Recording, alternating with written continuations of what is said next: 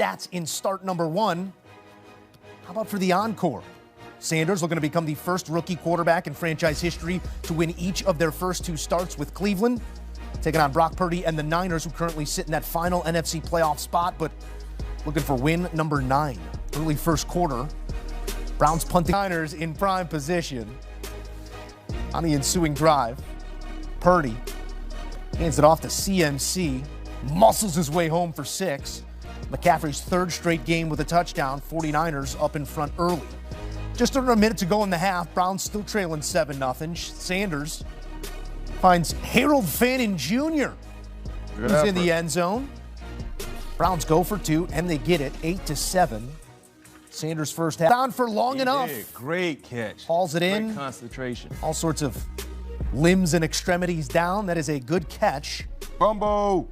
Sets up the Niners for a short field goal to take the 10-8 lead, then mid-third.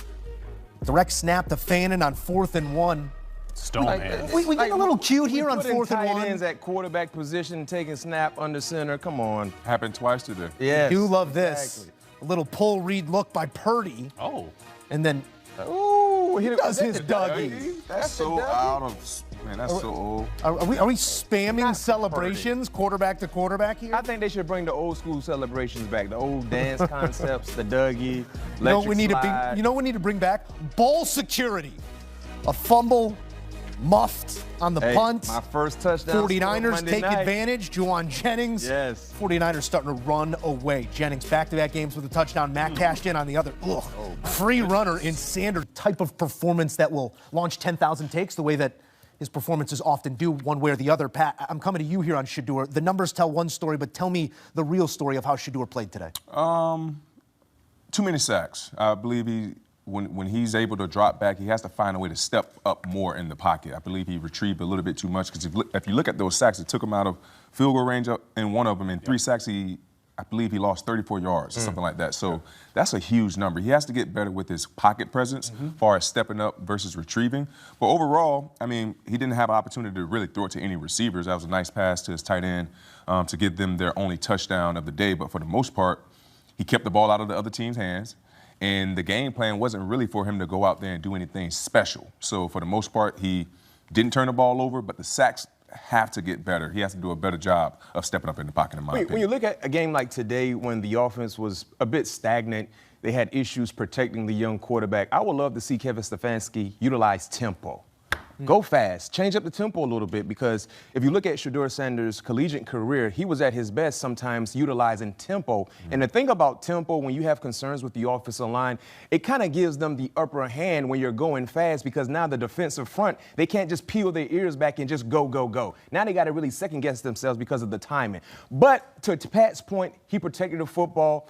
This was a tall task, not just for Shedeur, but collectively for Cleveland, because this is a better team than what they saw last week. That was a great matchup for a young quarterback to make his first start last week against the Raiders. But this is a playoff caliber team, a team that has championship-like aspirations, championship pedigree on the coaching staff, and they're a talented team. So we knew this would be a bit difficult. We wanted to see progress. We saw a little bit, but you want to continue to see him develop. But I can say this. In terms of the future preferences with the Cleveland Browns, I love what I'm seeing from out of Quinshon Junkins. Yeah. You look at Harold Fannin.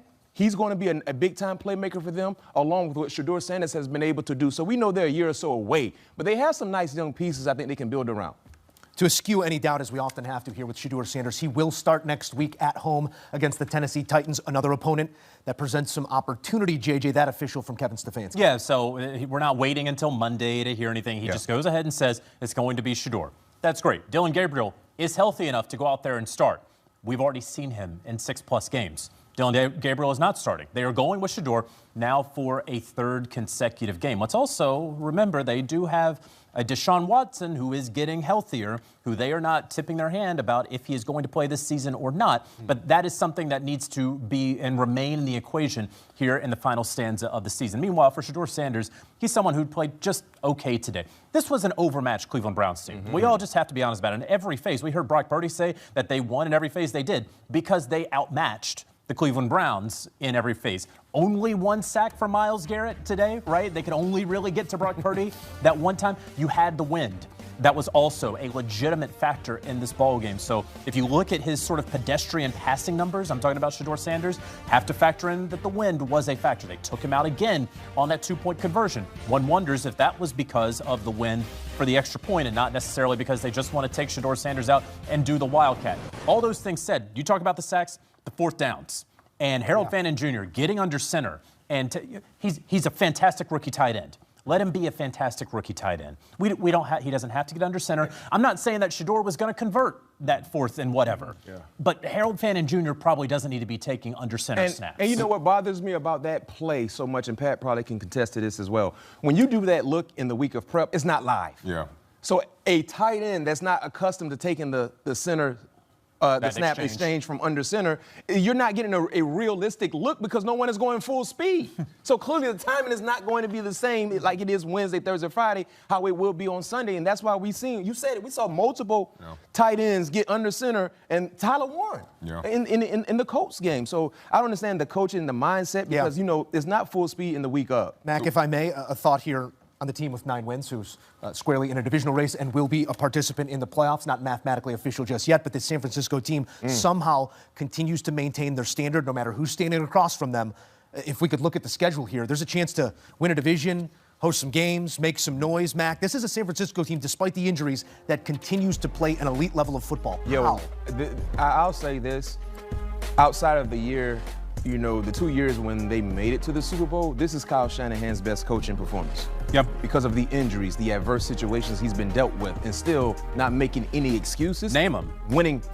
Like Bosa? Ayuk. Fred Warner, the best defensive player. I mean, the rookie from Georgia, the D lineman. Pearsall's been out more than he's been in. Jawan Jennings. That left a season ago. Trent Williams is a shell of himself. I mean, like all the injuries they've been hit with, and they still find ways to win. And today was a trap game scenario. I talk about it anytime. You play Cleveland at 1 o'clock and it looks like it's 7 p.m. outside. It's a dreary situation. It's a trap-like moment. We've seen the Green Bay Packers go into that same atmosphere and take one on the chin. When you look at San Francisco, their ability to win the necessary ball games in a weekend on a Sunday where the Rams took one on the chin, that division, to your point, Joe, is wide open. Yeah. But I do believe 3 teams get into the playoffs from the West. I think 3 can get in. I think 3. Because we saw 3 get in from the NFC North last year. Sure. Right? That'd be a blow to the NFC North if 3 get in from the West. You have 6 teams that appear to be playoff caliber between those 2 divisions. You will have 2 division champions, and then you got 3 open spots for the 4 other teams. Detroit currently the odd team out, but games yet to be played. San Francisco taking another step towards playoff football. A look here at 800 plus on the ground and through the air. We cannot. It's their 4th losing season in the last 5 years. Taking a look at Sanders' numbers, 16 of 25 for 149 and a touchdown, but Cleveland just outmatched in every aspect here on Sunday. Well, Brock, congratulations on the win. The first for San Francisco and Cleveland since 1984. How were you guys able to do what you did today in these conditions against this Browns defensive front? Man, just a complete team effort across the board. Defense, special teams, offense, everyone doing their job and just trying to play smart football with the conditions that we were in. And on a road environment like this, you got to be on top of your stuff. So a credit to our coaches getting us right and executing. Certainly couldn't tell you're playing through a turf toe injury. You ran one in, you threw for another one, you were scrambling around all day. How does the toe feel after your 3rd game back? Yeah, it feels great. When I'm out here, I'm not thinking about it. It's, I'm trying to do my assignments and lock into throwing guys open and everything. So it's good. But more than anything, I just got, the guys on this team that got my back, and I just want to go to war for them and with them. So glad we did that today. Yeah, and you finally get a bye week. What are your plans for the bye week? How will you utilize that time to get yourself set for that final tough stretch of the season? Yeah, end of the season right now, this is all that matters with playing it with 1 game at a time kind of mentality. So, we're just going to get healthy, heal up, get all their other guys back, and ready to roll for the end of the season. Have a safe trip home. Thanks, Brock. Go Niners. All right, so Niners get the win, but Shedeur in Cleveland, always a story. A look here at his first 2 career starts, a win and a loss. The offense just stalling at midfield throughout this one, 16 of 25, 149, and a touchdown.